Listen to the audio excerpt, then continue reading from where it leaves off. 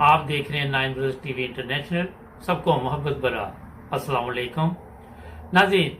Programme आज मुबारक के साथ और मैं हूं मुबारक जावेद। आज मेरे एक मौलवी साहब काबू आ गए। अब समझ नहीं आती कि एक कुछ कहता है दूसरा कुछ कहता है। आज इसकी भी सुन लेते हैं क्योंकि सुनने में क्या हर्ज है। मौलाना कासिम नदवी रहमतुल्लाह अलैह तहज़ीरुन नास पे फरमाते हैं कि रसूल अकरम सल्लल्लाहु अलैहि वसल्लम खातमुन नबिय्यीन हैं और आपके बाद तवज्जो रखना हुजूर खातमुन नबिय्यीन हैं। अगर आपके बाद कोई नबी आ भी जाए तो खत्म नबूवत में कोई फर्क नहीं पड़ता। और ये लिखा है तहज़ीरुन नास में लिखा है। हुण दस ना खत्म नबूवत दा मुनकर है तेरा प्यो भी। अगर बाद ज़माने नबी कोई और नबी आ जाए खातमियत में कोई फर्क नहीं आता। मैं कह नहीं आऊंगा तो हुण फिर सलबटा क्यों खाना है। मजलिस तहफ़्फ़ुज़ खत्म नबूवत दा सिरसी बन के अबैदुर रहमाना सारी गली तो चंदे ते तू करने और लानतिया तेरा ते प्यो भी नहीं कायल खत्म नबूवत दा। मिर्जा नासिर खान दी रिकॉर्ड 73 की असेंबली का रिकॉर्ड उठा के देखो। मैंने खुद पढ़ा है और आपको पढ़ा सकता हूं। मौसम न्याजी हाथ बदे मुफ्ती महमूद ने साढ़े को कुछ नहीं बनता हूं कुछ करना ही उन्होंने रखा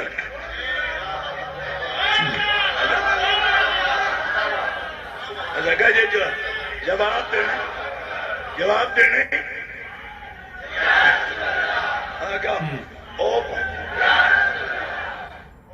क्या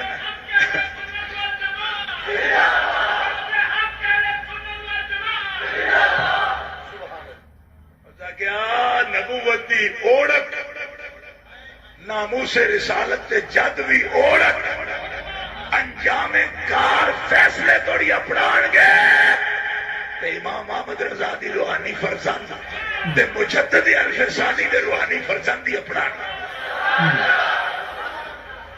उन्हें क्या उन्हें नाल गल करो। इस लाइन चो बैठे हज़रत अल्लामा अब्दुल मुस्तफा अलदरी, मौलाना शाह अहमद नूरानी, मौलाना मोहम्मद जाकिर, मौलाना मोहम्मद अली रज़वी, ए उलमा तशरीफ फरमा ने 73 की असेंबली का रिकॉर्ड उठा के देखो। अल्लामा अदरी साहब खड़े हुए और मैं मुफ्ती साहब मेरा मशवरा है आप कैफेटेरिया में चले जाएं। क्यों? अब 3rd डिग्री जारी होगा, अब मुआसबा होगा, चमड़ियां उतरेंगी, अब पानी अपना नहीं बचा सकोगे। मुफ्ती साहब झुंडी पाई अब्दुल हकीम नाथ गुलाम गौसला लेके निकल गए चाह पीट चले आ। मैं क्या चाह तो नहीं जहर नहीं पियाते पियोगे जाओ। मौलाना ने खड़े होके उस वक्त को सामुल हरमैन खड़ी की। माया कासम ने पक्के करे ओनू केड़ा किसी ने मुसलमान मने। मेरे 400 अकाबिर ने फतवा दिता है कि नौनौती भी काफिर है। ऐसा पढ़ फतवा पेश किया ऑन दी रिकॉर्ड सामुल हरमैन असेंबली दे रिकॉर्ड चलेगी। हुण भी मैं दिखा सकना बकायदा ओदे विचों उमोरी करके नहीं जी।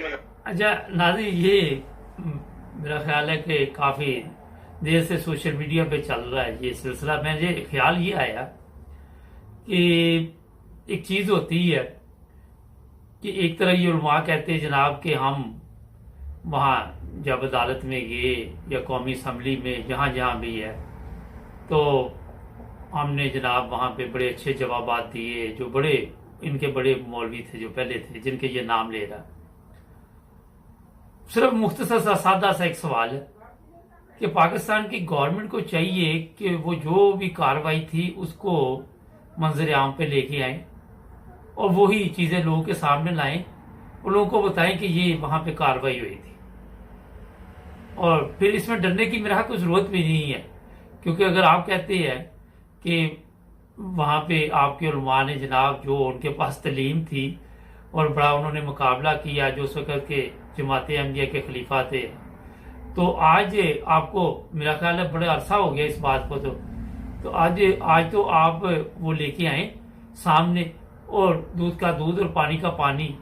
आप बेफिक्र रहें, इन लोगों को समझ नहीं आएगी, इतनी समझ नहीं है पाकिस्तानी कौम में कि वो सामने भी लिखा हो ना कि ठीक रास्ता है तो फिर भी गलत रास्ते से जाते हैं। इसलिए इस चीज़ की भी आपको परेशानी लेने की ज़रूरत नहीं है किसी किस्म की। और मेरा ख्याल है जो भी चीज़ होती है वो अगर बंदा सच्चा हो तो उसको डरने की भी जरूरत नहीं होती, झूठे बंदे के लिए मुसीबत बनी होती है। और फिर ये जनाब आधे मौलवी कह रहे हैं कि नबी आ सकता है, कोई कहता नहीं आ सकता, कोई कहता है कि इमाम मेहदी ने आना है। इनको खुद इस चीज़ का अभी तक इल्म नहीं है। तो मेरा ख्याल है कि इस पे उलमा को चाहिए कि बेहतरीन ये तरीका है कि वो जो भी कार्रवाई थी उसको सामने लाएं, शायद उससे आप कोई सीख सकें। वहां पे आपके जो बड़े उलमा थे उन्होंने जो अपना सवालात किए, उस वक्त के जो जमात अहमदिया के खलीफा थे, तो जाहिर है उनके पास ज्यादा इल्म था आपसे, आपने तो उनसे सीखा ना। तो बेहतरीन मशवरा आपको मैंने इसलिए दिया कि जनाब आप अपने बड़े उलमा की किताबें, आप उनके जो भी अपनी तरफ से आप कहते हैं कि आप उनके नक्शे कदम पे चल रहे हैं, ठीक है, और फिर ये भी आप कहते हैं आप हक पे हैं, चलें ये भी ठीक है, मान लिया मैंने, मगर कुछ चीजें तो लाए ना जहां पे आपको पता चले कि वाकई आप हक पे चल रहे हैं। शायद उसमें आपकी सलाह हो जाए, शायद उसमें किसी चंद उलमा को समझ आ जाए, मगर इतनी जल्दी आएगी नहीं, इसकी भी फिक्र नहीं करनी है आपने। जिस तरह मैंने कहा ना, जिस तरह कौम को समझ नहीं आती कि वो क्या रहा है, वो क्या कर रहे, तो ये आज मैंने थोड़ा सा आपको बताया। कल मैंने कुछ टीवी पे प्रोग्राम देखे, क्योंकि जाहिर है काफी दिनों बाद मुझे टाइम मिला, तो वहां पे जो बहस हो रही थी वो ये हो रही थी जनाब अली के नून लीग में ये हालात खराब हो गए है। नून लीग जो है वो एक तरफ हमजा है, दूसरी तरफ मरियम है, और बड़े बड़े दानिशवर वहां बैठे हुए थे और लोग बड़े मजे से वो प्रोग्राम देखते हैं। वहां पे कोई मुल्क की इस्लाह की कोई बात नहीं हो रही होती, इनके खानदानों की बात होती है। और फिर ये भी कहा गया कि मरियम का बेटा भी तैयार हो रहा है, अभी वो सियासत में नहीं आएगा। पाकिस्तान के लोगों के लिए ये मैं बताना चाहता हूं कितनी आप लोगों की बदकिस्मती से आप कह सकते हैं कि नस्ल दर नस्ल वो लोग आप पे हुकूमत करते हैं। एक तरफ वो जरदारी का बेटा है, जरदारी पे भी इल्जाम आता है, नवाज शरीफ पे भी इल्जाम आता है, वो क्या नाम है उसका, शहबाज शरीफ पे भी इल्जाम आता है, मरियम पे भी है, हमजा पे भी है, सब लोगों पे ये इल्जाम आता है कि इन्होंने मुल्क को नुकसान पहुंचाया और बेशुमार दौलत जो मुल्क की इधर से उधर की। और इनके पास वीडियो संभाली हुई है, हमारे पास वीडियो है, रसीदें कोई नहीं किसी के पास भी, जो चीज अदालतें मांगती वो नहीं है। मगर ये एक चीज मुझे समझ नहीं आती कि 2-3 साल हो गए ये केस चल रहे हैं कि अदालतें कहां पे हैं, क्यों नहीं इन लोगों को नाअहल करार देती, क्यों नहीं इनको सजाएं देती, ताकि जो आने वाले इंतखाबात है उनमें ये हिस्सा न ले सके। इसी पे लोग सियासत कर रहे हैं, इसी पे बातचीत कर रहे हैं। तो अदालतों को चाहिए कि फौरी तौर पर ये नोटिस ले, इनको जो भी है, कोई गरीब आदमी हो तो उसके लिए तो आप चलो टाइम नहीं आपके पास, मगर जब अमीर आदमी की सूरत होती है उस वक्त तो आप इतवार को भी अदालत लगा लेते हैं। तो जब अमीर आदमी के खिलाफ फैसला देना तो फिर क्या हुआ आपको? तो बड़े अदब के साथ, क्योंकि हम तो अदालतों का एहतराम करते हैं, कि इनके खाते खोलें। इमरान खान साहब अब बेचारा वो क्या करे, वो तो अदालतों के चक्कर में पड़ा हुआ है ना कि अदालतें इनको फैसला कोई सजा देगी, कोई आएंगे इनके। दूसरी बात ये है कि ये बकायदा तौर पर इनकी ये आप अगर आप ये 2 बूढ़े देख लें, एक नवाज शरीफ तो एक शहबाज शरीफ, और ये जो है ये अब मेरे हिसाब से फारग हो चुके हैं, सियासत से भी बीमार रहते हैं, इतनी बीमारियां मेरे ख्याल वो किसी को भी नहीं हो गई। अब इन्होंने अपने बच्चों को लेके आना, और ये मैं आपको बताऊं कि ये ऊपर से जंग करते हैं, अंदर से ये मिले होते हैं, ये चाहते हैं कि ये इक्तदार जो है ये हमारे पास ही रहे, हमारे किसी बच्चे के पास रहे, वहां से हम फायदा उठाएंगे। क्योंकि आज अगर नून लीग इक्तदार में आती तो इनके सारे केस खत्म हो जाते हैं। ये बकायदा बिल्कुल ऐसे ही है जैसे कोई दाग वो चादर पे लगा ही नहीं है। तो जनाब ये बहुत बड़ी सियासत है पाकिस्तान में, क्योंकि अब जो सिस्टम चलाया हुआ है कि मैं अदालत में नहीं जा सकती, सिर्फ ये है कि टाइम लेना, ताकि ये 2 साल जो इमरान खान के ये गुजर जाए, और उसके बाद जनाब फिर ये पेपर कागजात जमा करवा देंगे कि इलेक्शन लड़ना हमने, फिर इलेक्शन कमीशन जो होगा उसने मंजूरियां दे देनी, और कोई वजह नहीं है। कभी वकील बीमार हो जाएगा, कभी जज को कहेंगे बीमार हो जाओ, कभी खुद बीमार होगी, कभी कुछ हो गया, कभी कुछ हो गया। तो ये सिलसिला जनाब अब चलता रहेगा। मैंने काफी दिनों से ये सियासत में बात नहीं की थी। एक ब्रेक का कहा जा रहा है, अभी पाकिस्तान की सियासी सूरत हाल भी बातचीत चलेगी। जी नाज़रीन, ब्रेक के बाद आपके साथ दोबारा हाजिर। अच्छा, एक कल मुझे इतला मिली है कि कुछ ऐसे कवानीन बनाए जा रहे पाकिस्तान में कि कोई वीडियो बनाए, अपलोड करे, ब्लैकमेल करे तो जनाब उनके खिलाफ कोई कानूनी कार्रवाई होगी। मेरा कवानीन तो शायद मौजूद हों पहले भी, मगर अमल का ही मसला है वहाँ पे। एक मरियम नवाज ने बयान दिया, वो जो गवर्नर जिसकी वीडियो चल रही है, कि जनाब ये इसका ज़ाती मसला है। तो बात इसकी ठीक है, ज़ाती मसला है, मगर मैं ये सिर्फ मरियम से पूछना चाहता हूँ कि जो लोग आपकी टीम में शामिल है उनमें तो अक्सर ही ऐसे काम कर रहे हैं। उनसे तो ना वहाँ किसी की बच्ची महफूज है, ना किसी की औरत महफूज है, और जिसको वो जी चाहते हैं जिस तरह मर्जी इस्तेमाल करते हैं। और आपके जो चचा जान है उसके भी कारनामे आपके सामने है। कभी उसने किसी पुलिस ऑफिसर की बेगम को तलाक दिलवा कर शादी की। आप सबके ज़ाती मसले हैं, सिर्फ वो लोग जो गरीब लोग हैं उनके ज़ाती मसले नहीं होते। उनके वो मसले जो होते हैं वो मुल्क के लिए बदनामी का बायस बनते हैं, आपका तो फख्र का बायस बनते हैं। जो वीडियोस आपकी चलती हैं वहां पे, कभी किसी की कभी किसी की, इससे तो पाकिस्तान का फख्र बुलंद होता है। बड़े अफसोस की बात है, शर्म का मुकाम है आप लोगों के लिए। आपको इतनी शर्म नहीं है कि आपकी औलादें जवान हो चुकी हैं और आप ये जो बंदा है ये दादा दाना बना होगा, और मेरा हाल है कि जो इसकी वीडियो चली है वो देख के इससे क्या वो इसको कोई इनाम देंगे। मगर ये मैं आपको बताऊं कि कोई फर्क आपको नहीं पड़ता। उसकी वजह ये है कि पूरी टीम ही जो है वो ऐसे की है। और मेरा ख्याल है किसी दिन आपके मियाँ साहब जो हैं, वो जो अपने आप को कहता है कि मैं अपना आपका मुलाजिम भी है बेचारा और कैप्टन सफदर, किसी दिन उसकी वीडियो आ जाएगी, फिर आप क्या करोगे? फिर भी यही बयान देना कि इसका जाती मसला है ना, और उस वक्त खामोश नहीं रहना आपने।